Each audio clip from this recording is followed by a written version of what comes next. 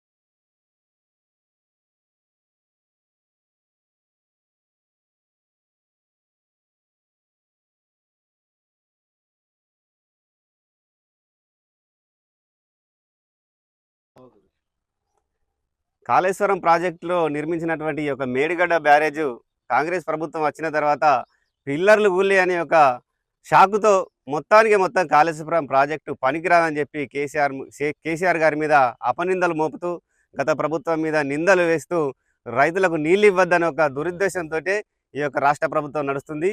ఇప్పటికైనా బుద్ధి తెచ్చుకొని రేవంత్ రెడ్డి గారు మీరు రైతులకు నీళ్ళు ఇస్తేనే రైతాంగం బాగుంటుంది. ఒకప్పుడు సామెత ఉండే, రైతేడిచిన రాజ్యం ఎద్దేడిచిన వంశం బాగుపడదని చెప్పి అప్పటి నుంచి ఆ సామెత ఉండే. భవిష్యత్తులో ఈ 2.5 సంవత్సరాల కాలంలో మీకు ఖచ్చితంగా రైతుల ఉసురు తలుగుతుందని చెప్పి మేము ఈ సందర్భంగా మేడిగడ్డ బ్యారేజ్ను రిపేర్ చేయించాలని చెప్పి మేము డిమాండ్ చేస్తూ నిరసన తెలపడం జరిగింది.